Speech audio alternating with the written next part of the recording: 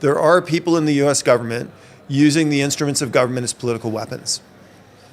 That undermines constant trust in democracy. Given that the most powerful decisions, most important decisions in Europe are made by basically unelected bureaucrats, is there a democratic deficit in the European Union? If you look globally and this explosion of kind of anti-Israeli sentiment that's spread up, I don't think it's spontaneous and I don't think it's organic. There are clearly much larger political forces that were at work determining how these street actions would be oriented, what purposes they would serve. What is the greatest threat to freedom and prosperity and peace in the world today? It's China.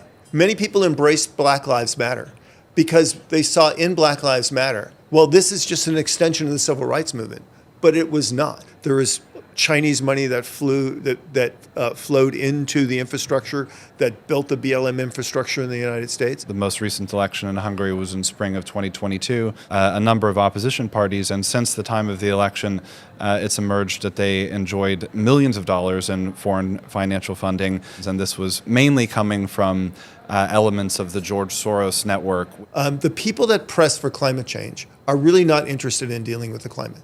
They're interested in controlling the world. But there's been more and more divergence between what ordinary people are thinking about, even people who've been voting for European parties for a long time. A lot of the most important policies that have been pursued at the European level in the last few years have been pretty unpopular. Modi is successful in India because he's doing one thing that Indian governments haven't really done for decades. He's actually delivering on the needs and interests and demands of the people.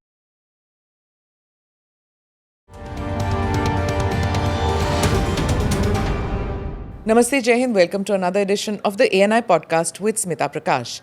This episode is being filmed in the heart of Delhi at the Raisina Dialogue 2024.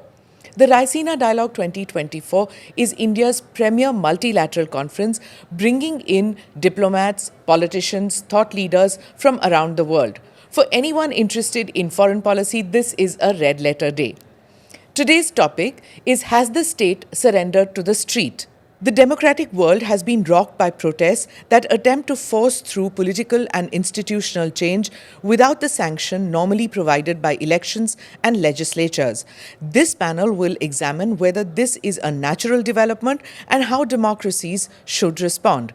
The panelists in today's discussion are James Carafano, Vice President, Davis Institute for National Security and Policy, the Heritage Foundation, USA, and Gladden Pappin, President, Hungarian Institute of International Affairs, Hungary. Dr. Carafano, thank you. Barely had the world come out of a pandemic and it has to confront with the Russia-Ukraine war, the Israel-Hamas conflict, and how are democracies now going to cope with this street protests which are coming out? Because with the Israel-Hamas conflict, you're seeing in Europe, the governments have a certain view, whereas the street has a different view. So how are democracies dealing with this? Yeah, so I actually don't see this as a street issue. If you look globally, and this explosion of kind of anti-Israeli sentiment that's spread up, I don't think it's spontaneous and I don't think it's organic. I think it's the result of global networks that have really been building out the infrastructure to pull the trigger on this. And this is definitely a modern phenomenon. So what we're seeing really, I think, is inattention to the issues of anti-Semitism and anti-Zionism that's been manifested with cash and networks globally for decades, and October 7th, somebody just pulled a trigger, and that's really what got us where we are. So this question is, I think, much more significant than just the street versus what governments want. What we have here, I think, is a very, very extensive infrastructure of non-governmental actors and surrogates who build in global networks, so everything now is a global competition. Do you agree with that, the pressure of the street on democracies? Well, it is a very complex issue, and I think that Dr. Carafano is right that there's a lot of action is backed by money forces and also the effects of these international networks that are able to materialize somewhat spontaneously. But certainly there is also a larger issue about the relationship between popular viewpoints and the decisions of governments, because on a lot of particular issues, whether or not they have manifested in protests, we find that there is a disjunction between opinion polls and popular judgments and the decisions that have been made by governments. For example, in Europe at least, there's been a lot of surveys that show that most European publics feel that the sanctions policies that have been implemented since the beginning of the Russian invasion of Ukraine have been detrimental to their own economic condition. This is only a couple of countries, I think Norway, Denmark, Finland, UK, think otherwise. But you would find almost no reflection of this in popular at the governmental level or at the level of political discourse. And I think if we step back and look at the last few years of major political decisions, oftentimes it feels to people that governments make a bad decision and then the issue set just moves on to another topic. So at least in Europe, which is where I live, from America originally, but living in Europe now, it seems that there is an increasing disjunction between the issues that are bothering and motivating a lot of European publics and the sort of political discourse that is taking place at the elite level. This is a little bit separate from the issue of large popular protests on specific issues. They're related somehow, but there are I think problems or issues that are coming up in the functioning of contemporary democracy. Can I just follow up on that? Because I think it's a really important point. So there are two phenomena going on simultaneously. One is the one that I discussed, which is really the weaponization of the street, which is political actors putting people out on the street to push for certain outcomes. What Gladden is saying, I think, is a phenomenon which, interestingly, he lives in Hungary now, you live in India, you guys aren't experiencing this, and that is the dissatisfaction of people with their governments. And it's particularly a problem in the U.S. and Europe. We are a 50-50 country, so we are deadlocked at the federal level. So there is this great frustration that government is not delivering on what people see. In Europe, you have a different set of problems because they are parliamentary governments. What you often see in what I call Frankenstein governments, right? So what you wind up with is kind of a right-left coalition because nobody has enough to have a majority. And so you have a government that really can't deliver on anything, right? Because if they do, they'll lose their coalition. And so we see conservative governments, for example, that take power and I think Poland's a good example, they don't really deliver as conservatives because they don't have the political coalition to do that, and people are deeply frustrated. You know, in Hungary, you have a government which has a very large majority and delivers on the interests of its people. It doesn't have that problem. India doesn't have that problem. It has a government which has a political majority, and it allows them to drive their agenda. But in many countries, because of this deep political discord, you cannot say, well, for example, I'm a conservative government, but then you're actually never delivering any conservative policies because you can't build a majority in your government to do that. You've seen that in Canada too, right? You have a liberal government and well, Canada's Canada's a really interesting example, and in many ways, we don't like to say this because we don't like to admit we know each other. But in many ways, Canada and the United States are identical in current things we have. So in both cases, we have very liberal governments who took power and adopted very, very, really powerful, strong agendas in one direction, even though their countries are not all in agreement with that. So in the United States, we're a 50-50 country, but we have a government that's governing as if it has a supermajority and a mandate from the people. I think we've seen the same thing in Canada. What I see in Canada is unbelievable. I mean, the oppression of civil liberties, the intrusion of identity politics in a country that is really at its heart very, very moderate and actually conservative, and is being turned into a country that doesn't even recognize itself. And so I think that's why you see this, and what's holding this government together, right? Which is a very liberal government with a small faction, and indeed the government could well fall because the small faction's not getting what it wants. So here in Canada, what we are seeing is we're not seeing street protests, but we are seeing a different kind of pressure tactic which is being applied, and you're seeing the manifestation. See, let's get into America now. We've seen the Black Lives Matter. So, Dr. Pappin, whether it is in Canada, which we discussed, or whether it is in in Netherlands maybe, and whether we are seeing it in America, the street protests. How much pressure can a democratically elected government withstand, and where do they bend? What do you think? Well, let's think about some of the largest political actions that were in the streets in the U.S. in the last few years, because I think what we would find is that even the analysis of street protests has become highly politicized and charged in the U.S. If we go back to the 2020 election, well, there was a lawfully elected president between 2016 and 2020, or beginning of 2021.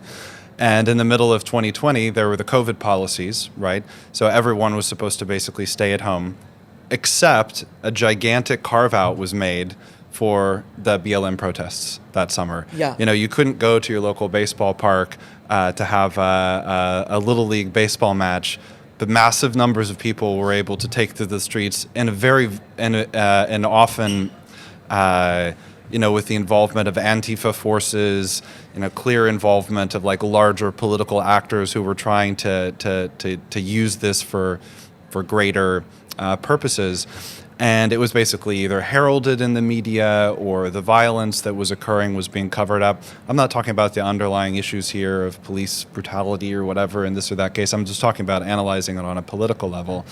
This was considered to be and analyzed as like a classic example of genuine American protest. It was obviously something that involved a much deeper level of political intent and coordination by important actors, because there was a kind of conspiracy of silence around the huge violation of the norms that the rest of society had to undergo. And the purpose was obviously to make the political situation around President Trump unbearable and eventually cause him to fall. Now, of course, what happened on January the 6th of 2021 is something different and involved a lot of very serious problematic elements. Nevertheless, from the media level, none of the major commentators, none of the major left liberal commentators were sitting back and saying oh, well, the protesters in the summer had some legitimate concerns, and oh, well, the protesters right now had some legitimate concerns. No, these were treated in a completely opposite manner. There were very few prosecutions brought against all the violent protesters who had engaged in, rampant looting and destruction of cities the past summer. But, every single person who was even remotely somehow involved with the incidents, which of course were very bad on January 6th, was hounded and hounded and hounded. So in the U.S. at least, I think you can find from the example of 2020 and early 2021 that there are clearly much larger political forces that were at work determining how these street actions would be oriented, what purposes they would serve, whether they would be lionized or persecuted. So it's nothing is purely organic in those respects. Not organic. Yeah, I think that's a good illustration of another example of the weaponization of the street as opposed to rise of popular protests because you have legitimate issues with governance. So when you can weaponize street protests, use the media to weaponize street protests, as you mentioned, Dr. Pappin, Dr. Carafano, I want to ask you whether these can be used by foreign forces to destabilize governments, and that's something that one has to watch out, especially in nascent democracies. I think it's a real issue, and it's not just an issue for nascent democracies. BLM Black Lives Matter is a good example. If you look at the leaders of Black Lives Matter, these were all people who were educated in elite universities by many professors who were radical leaders in the 1960s. Most of these individuals have connections and training in Marxist-Leninist ideology. Many of them studied in Cuba. They studied in China. There was Chinese money that flowed into the infrastructure that built the BLM infrastructure in the United States. So clearly, there are foreign actors that support this as well. So weaponization of the street is a global weapon. Would you, Dr. Pappin, say that Hungary is unique in being different? It enthusiastically welcomes in conservatives and conservative thought, people who have conservative thought. Is it different from the rest of Europe? Yes, it is, and I think Dr. Carafano made a good point about that as well. Since 2010, Hungary has had a conservative government, and it's won 4 back-to-back elections at a 2/3 majority level. So it's exactly right that the type of politics that's able to occur there is different from other governments in which there's a highly divided coalitions. But Hungary has not lacked for attempts at foreign interference in its elections as well. The most recent election in Hungary was in spring of 2022. Again, there too, Prime Minister Orbán won a 2/3 majority. There was a number of opposition parties, and since the time of the election, it's emerged that they enjoyed millions of dollars in foreign financial funding. This was all illegal. There's no possibility for foreign funding of elections, and this was mainly coming from elements of the George Soros network, which has become, in Hungary we know very well. It's known very well in the U.S. as well, and in India, and in India, and in recent months, all the details have been come out. But there was basically, even in Hungary, an attempt at a kind of color revolution or fostering of specific opposition parties from outside. So it's something that's clearly occurring everywhere. There are a lot of sneaky means through which funds can be transferred internationally through different organizations. And so follow the money, right? Yeah, follow the money, sure. Well, and it's also a reflection, again, of this modern political warfare, which is exactly what it is, political warfare. It's like you don't see the distinction, for example, between governments that somebody may not like winning elections over and over again. Those are considered threats to democracy. So the fact that in India, the prime minister wins term after term after term, and if you don't like that government, well, it's a threat to democracy. Hungarian president's a threat to democracy because he keeps winning elections. In the U.S., the notion of somebody other than a Democrat winning is a threat to democracy.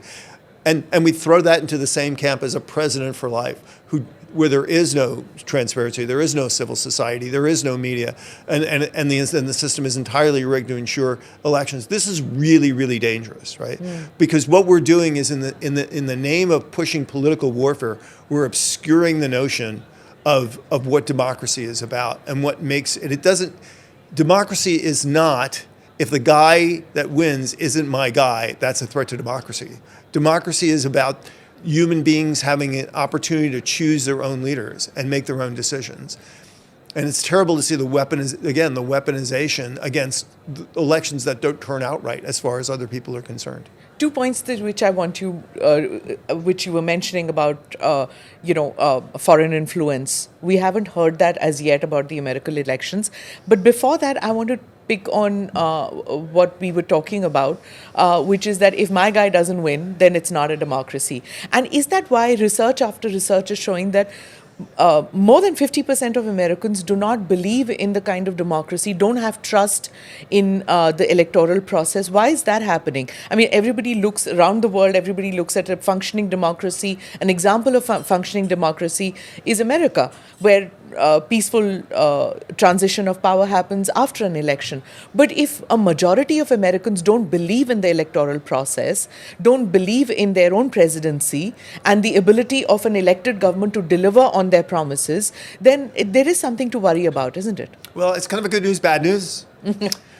So the bad news is, and again, I'm not a Republican and I'm a Democrat. I'm politically independent. I work at a nonpartisan foundation. So none of my comments are meant to disparage one side or the other. But the reality is there are people in the U.S. government using the instruments of government as political weapons.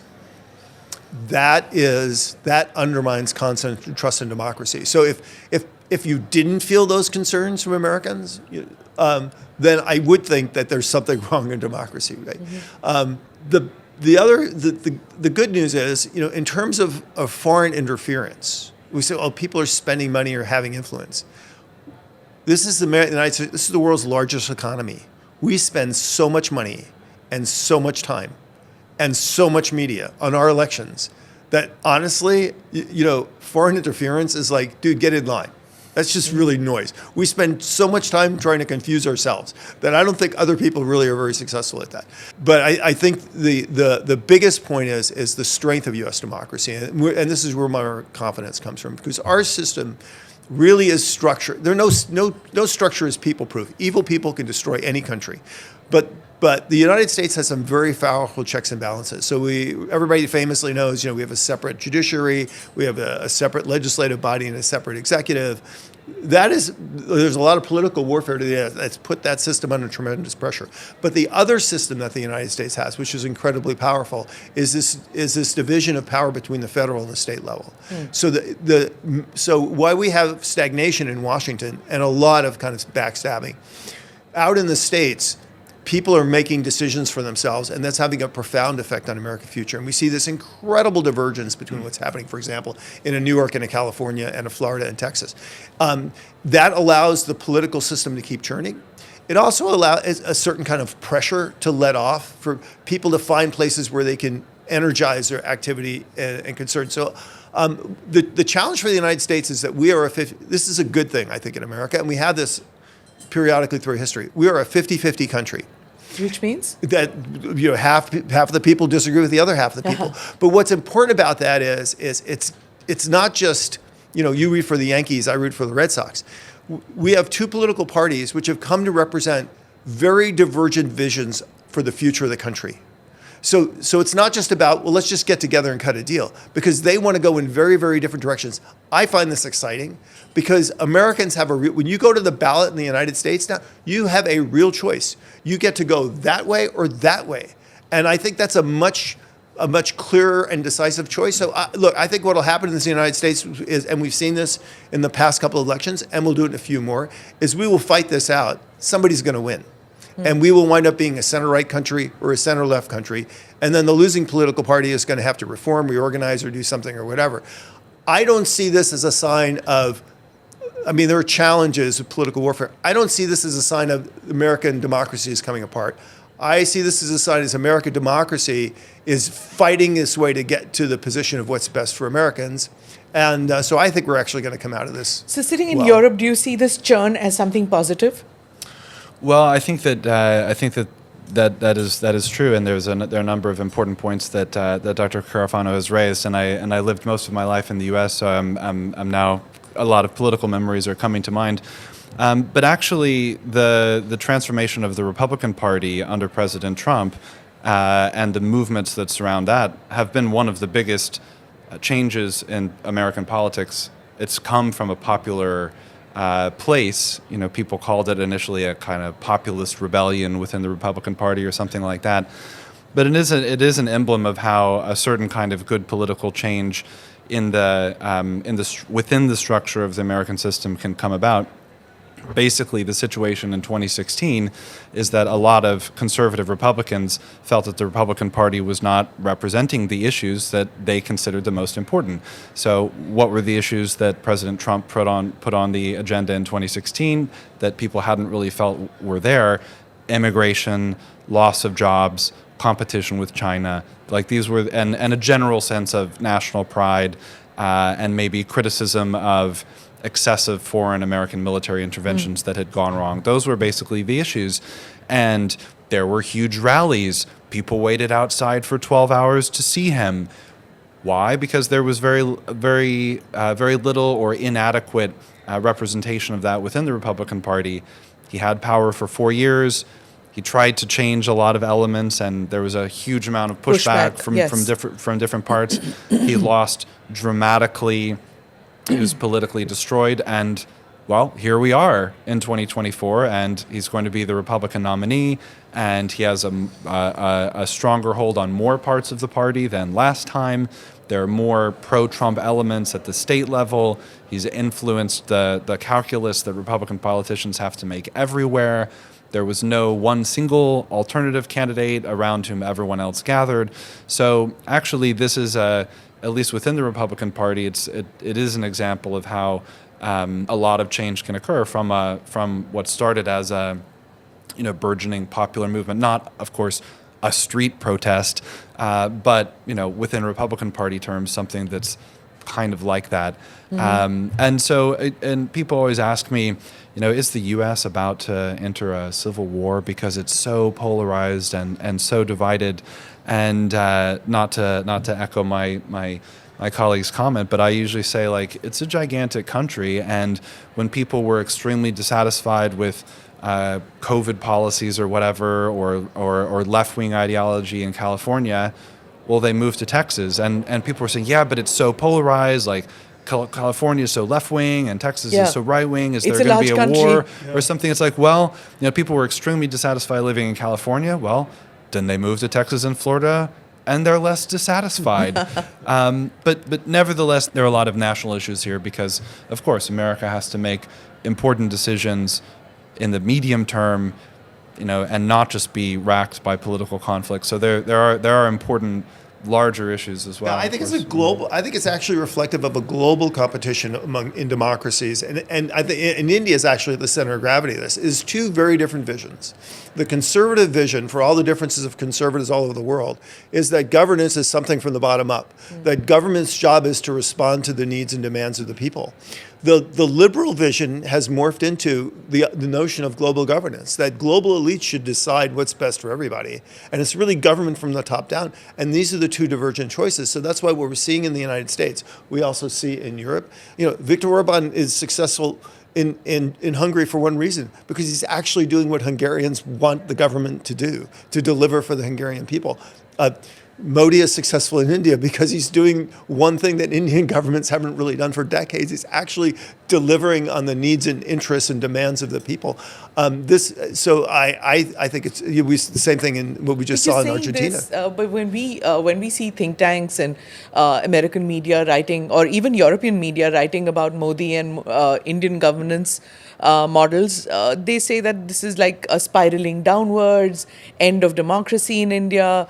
We see all that kind of. Why is it that that's the narrative? Because they're on the other side, right? Because these institutional organizations of civil society, many of them captured by these global elites. This is part of an orthodoxy, that the notion of global governance and then governance from the top down, that people should be told how to live their lives and how to allocate resources and what success is and what their gender should be and what their family should look like.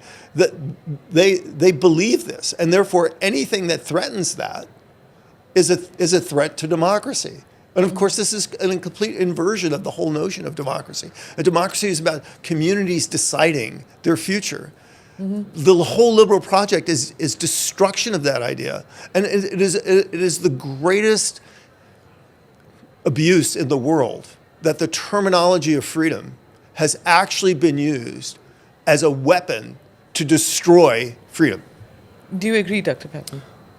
I think that many liberal governments have made the idea of democracy something like an output rather than an input.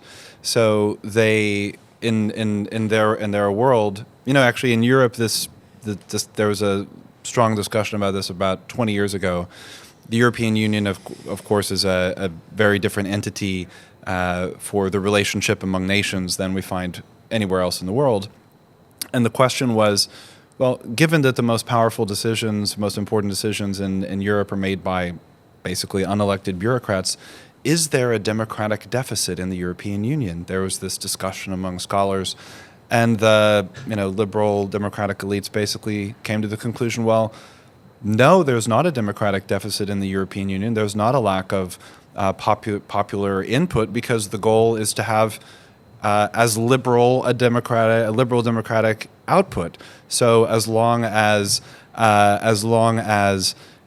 marriage laws and gender laws and so forth are being modified in a liberal direction all over Europe, whether or not that's what people want, that's a democratic that's a democratic result. And if 99% of the people of Hungary want to maintain their child protection laws, which is what the surveys say, that's anti-democratic. Right. And so they have this framework in which democracy has a very counterintuitive meaning, compared to the one that you would get if you asked someone on their way to the polls. You mentioned China, so let's get going with that. before the earlier election, there was this talk about American election. There was talk about Russian interference, Chinese interference. Yesterday, I had a panel where we were discussing and said when Taiwan elections happened, China wasn't too happy. Pakistan has just had an election and they've not been able to form a government, but China has turned around and congratulated them on successful holding of elections. It's the only country which sees election in Pakistan as being successful when, the most popular guy in Pakistan is sitting in jail and the other two haven't been able to form a government. So let's get down to that. Why is it that this time around we're not hearing so much about American elections having foreign interference, or will that come about soon? Well, I mean, I think that if it's become a very politicized issue in the United States. So if it looks like Donald Trump might win the election, then we'll start hearing that there is intense foreign Russian interference in the election. So, after 2016, plenty of Democratic politicians said, this was a stolen election due to Russian interference. And then in 2020, say what you will about Trump's criticisms of the election or problems in the American election process. I don't want to get into the substance of it, but how dare anyone even raise a question about the most sacrosanct process that's ever occurred with zero foreign right? So this is an issue that's become politicized as well, and it's very hard to get to the Will that happen, Dr. Carafano? Do you agree with Dr. Pappin? Well, look, I'm not a fortune teller. This does get to this fundamental challenge of what you talk about the world being on fire. What is the greatest threat to freedom and prosperity and peace in the world today? It's China. China is the farthest, whatever point is the farthest in the universe from a democracy where people get to decide for themselves their future. China holds that. So the number one enemy of freedom and democracy in the world today. So, and I don't mean to be mean to my friends on the left or whatever, but part of China's strategy of political warfare is to support and foment anything that undermines the legitimacy and credibility of democracy. And so whether our friends like it or not, often they find themselves fellow travelers with China in accusing their enemies of undermining democracy and being threats to democracy. And so they're actually doing China's work for them. And so this is a great challenge political warfare is so tempting. I mean, who wouldn't want to win always, right? Who wouldn't want to crush their enemies? I get that. But they realize that in the process of that and destroying their own democracy, the people they're helping most is China, which would like nothing more than to see doubts of credibility and democracy. So you're right. Only the Chinese would congratulate the Pakistanis on an election. Only the Chinese would be upset about a free and open election in Taiwan. And what we do is we mimic exactly the kind of behaviors the Chinese do, and we destroy our own democracy. It's very, very. It's not just sad. The question is I guess the real issue. I'm glad because Hungary sees this all the time. Are they just stupid that they're in common cause with the people who are just trying to destroy them, or do they know that and their quest for power is so obsessive that they just don't care? Mm-hmm.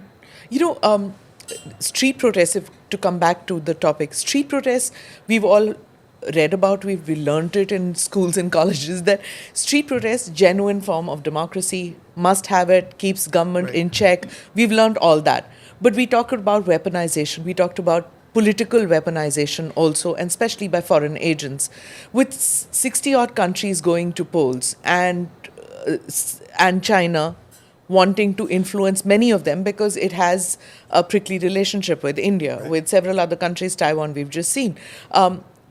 Do democracies have to press the reset button on what street protests should be and what they are expected to be? No, I don't. I think they should just listen to this podcast. I think this podcast will. No, I'm serious. Will save the world. Look, we have a perfect example in the United States. There is a very big difference between the civil rights protests in the 1960s, some of which often got violent and terrible, but that was a true grassroots movement of Americans dissatisfied with how their government was running the country and how people were being treated. That was a movement of people from the bottom up who wanted change. Many people embraced Black Lives Matter because they saw in Black Lives Matter, well, this is just an extension of the civil rights movement. But it was not. This was a movement that was built on infrastructure and money, and it was designed to change a political outcome. And so what people have to be able to do is look at a riot in the street and saying, is this the Euromaidan of people in Ukraine fighting for their freedom? Or is this somebody weaponizing people in the street to achieve a political outcome?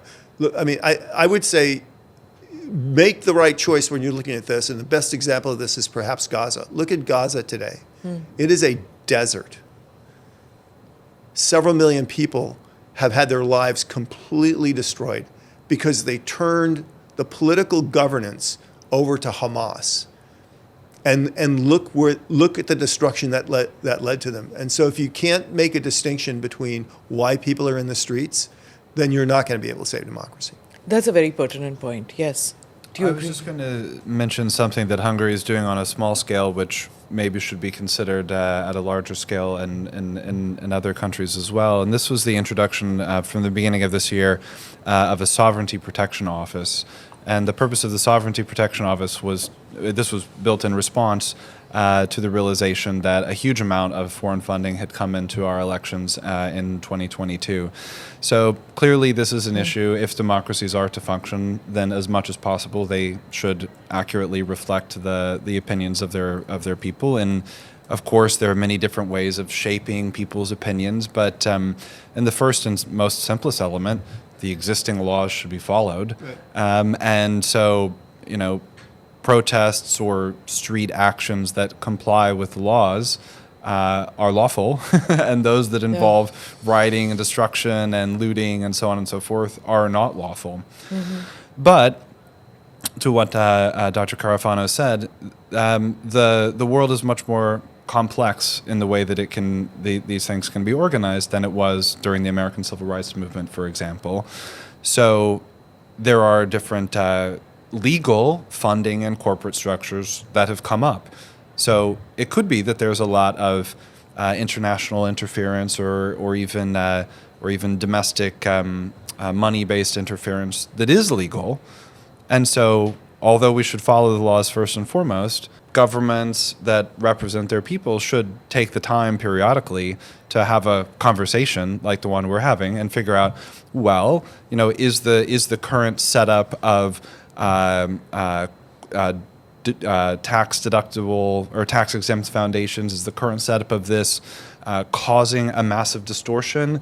Is there a leak point at which this is exposed to heavy foreign interference because this set of financial flows isn't watched or overseen?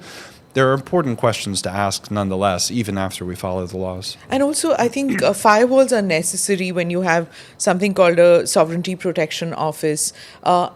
2 points which struck me while you were talking was that one, the Sovereignty Protection Office could work well in a smaller country like, say, a Singapore or Hungary. But can you imagine that working for an India with a 1.4 billion? I'll come back to you. And the second point that I want to make is that, in 1970s, we had something like this. A kind of protection against foreign influence, against destabilizing forces. And that was when emergency was imposed in India. And civil rights took a toss. So when that happened, it was seen as a blot on democracy because our freedoms were curtailed. And then there was a correction which happened after that. So this Sovereignty Protection Office could be used by a dictator in a ways to crush civil liberties. So both the points I would like you to say. Well, first of all, I'm very happy to say that when it comes to what a country of 1.4 billion people should do, that is definitely above my pay grade. So I defer to you. I would say this is a mindset, and so I agree with your analysis.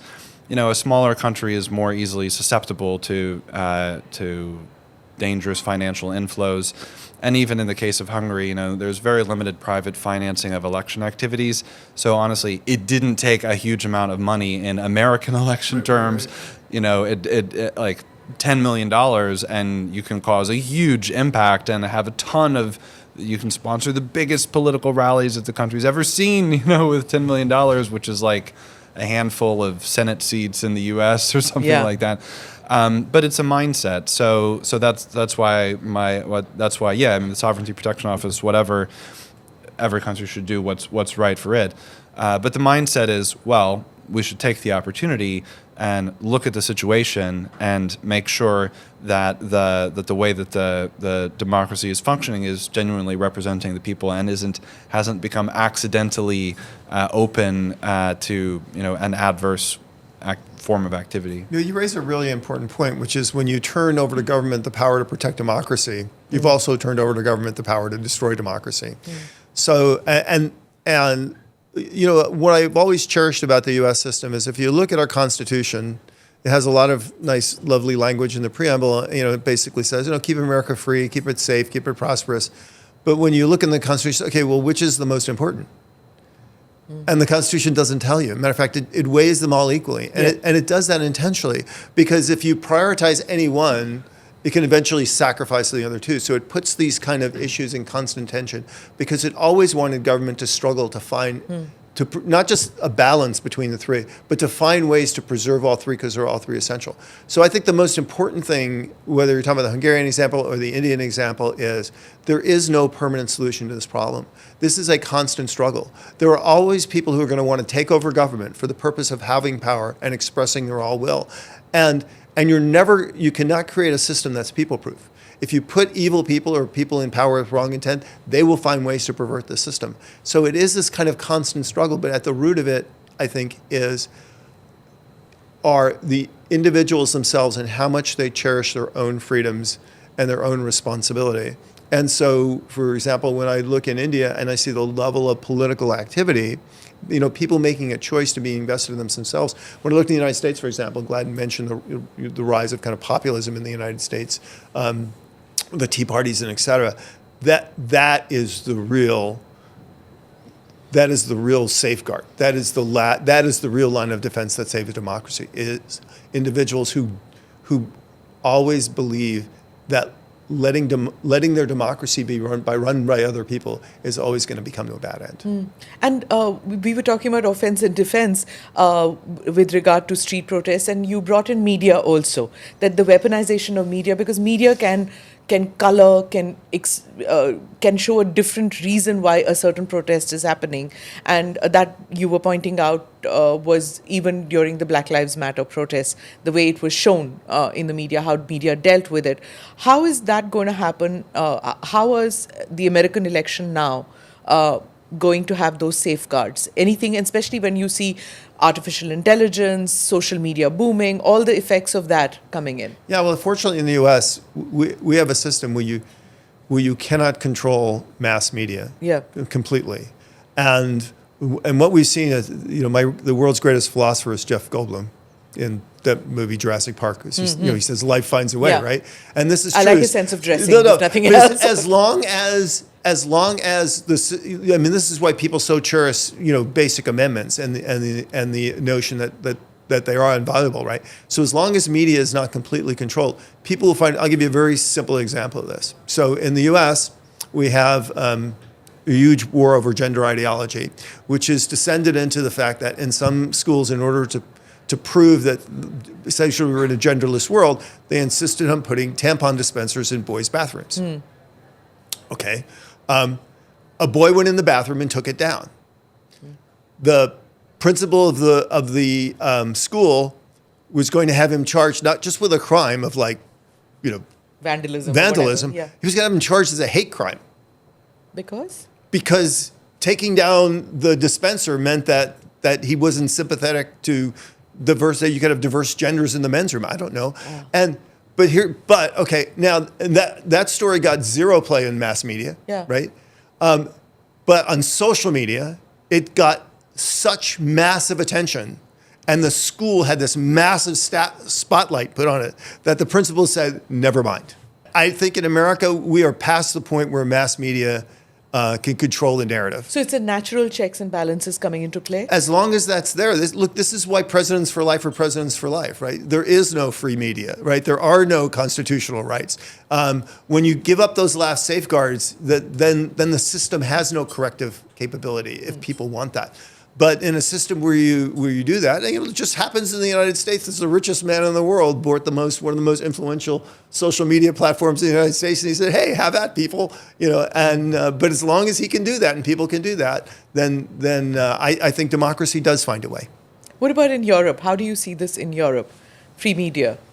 Well, I mean, we have European parliamentary elections coming up later this spring, as well as There's some 15 countries or something going to polls even in Europe, plus right? plus all of the individual countries. I mean, the media market in Europe is quite different from that in the U.S. because it's still much more national. So do they impact the people when they?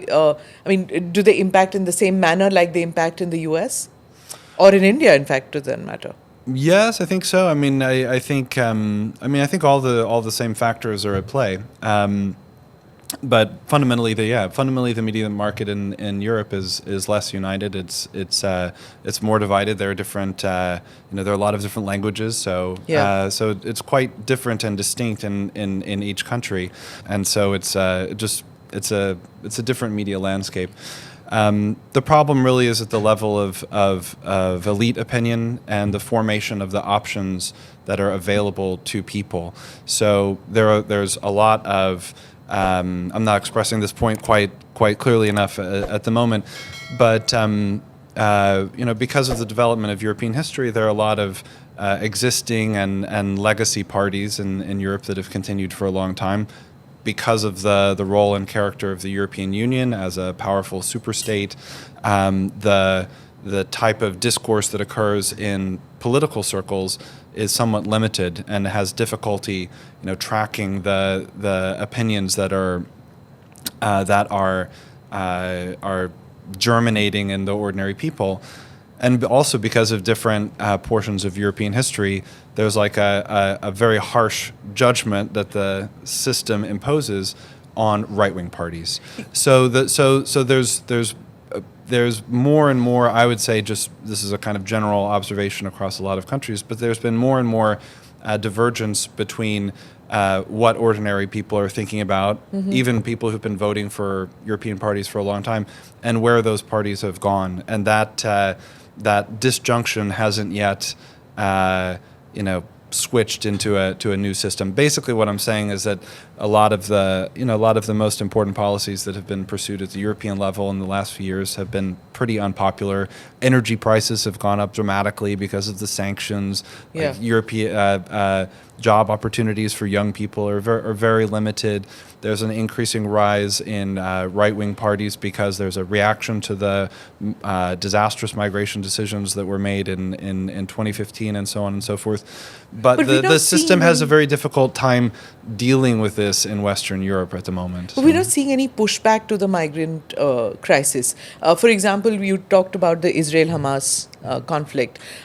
We're seeing this huge pro-Hamas or anti-Israel demonstrations happening in the UK, in many cities in Europe, but it's not resulting in any difference as far as the governments there are concerned, despite that. Well, right? I mean, there is actually. I mean, I think that there's a general understanding, even among non-right-wing governments in power, that yes, actually, the decisions that were made in 2015, 10 years ago, yes, were the results are not what we anticipated. How do we improve our security situation? What do we do? And the answers aren't necessarily there, but the awareness, I think, behind the scenes that some bad decisions were made is there. Obviously, Italy voted in favor of a conservative government under Giorgia Meloni, and you can say what you will about how their migration policy has gone since then, but clearly there was a popular expression of concern about this. In looking at the poll numbers in the European election, obviously the Rassemblement National in France has very strong poll numbers. This is a right-wing sort of anti immigration party, and similar phenomena are happening elsewhere in Europe as well. I'll take concluding remarks. Yes. No, because these are both two very, very good examples of the phenomenon that we've been discussing here, climate and migration, and examples, I think, of the two divergent views of the world. So, migration, for example, is the global elites believe that establishing a right to migration is critical to global governance. Mm-hmm. The people that oppose that are the narrative is if you oppose that, you're racist. Well, that shuts down all conversation, right? The reality is virtually all the people who are opposed to mass migration are not opposed to it because they're racist. They're opposed to it because it is a tool, it is a weapon that's used to destabilize and undermine their own countries. Climate is another good example. The people that press for climate change are really not interested in dealing with the climate. They're interested in controlling the world. And the climate policy is an instrument to do that. We all want to save the planet. We all want better climate. We all want better environment. But we also all want affordable, reliable, dependable energy. I mean, the difference in the conservative view is addressing climate and energy issues not as an instrument of global control, but as an instrument of how can we actually deliver better outcomes for people. Right. And I think that's the frame of the debate. Thank you. Thank you, Dr. Carafano. Thank you, Dr. Pappin. Thank you for this conversation. Thank you. Thank you. Thank you for watching or listening into this conversation. Do like or subscribe on whichever channel you have seen this or heard this. Namaste. Jai Hind.